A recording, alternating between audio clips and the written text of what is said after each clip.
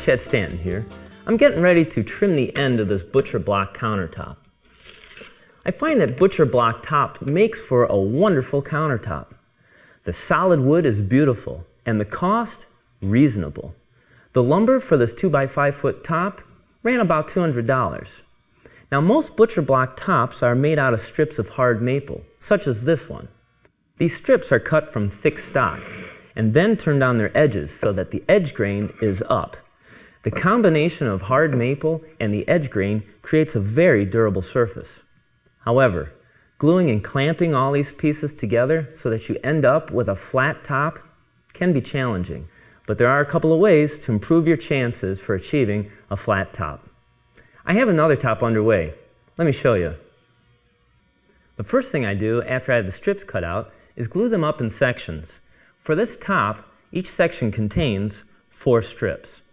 After the glue is dried, I join one face and then send the section through my planer to flatten out the other face.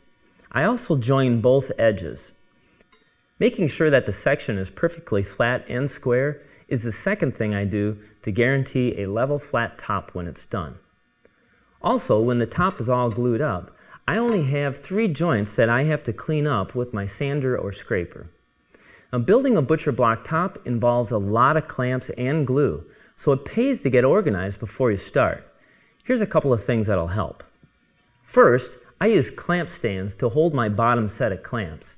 This setup keeps them evenly spaced and gives me easy access to adjust the clamp heads.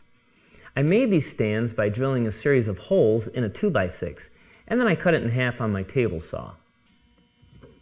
I also like to use support boards to keep my project about a 1/4 inch off of the pipes. The supports are covered with blue tape to keep them from sticking to the bottom side of my countertop. I like to keep the boards spaced away from the clamps because the iron in the steel pipes can react with the glue and stain the wood.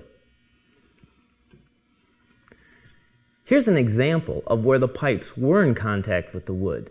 The stain actually goes into the wood and, well, that's why it's good to avoid.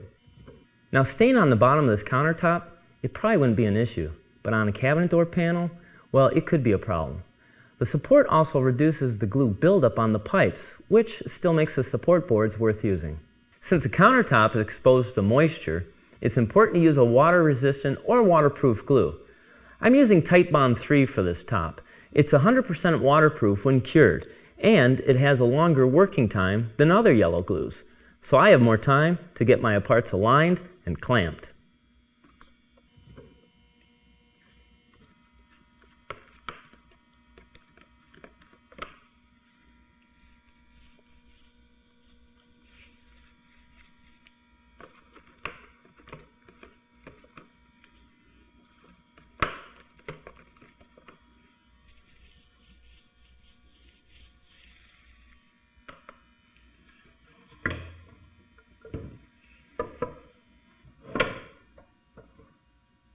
Using clamps on the top and bottom helps balance the clamping pressure.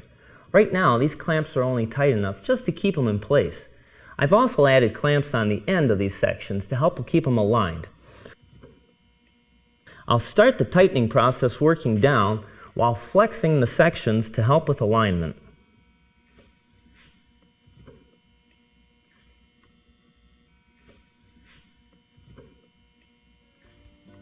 When this top is done, it should measure about 25 inches wide by 1 5/8 inches thick, which is just right for most standard kitchen cabinets.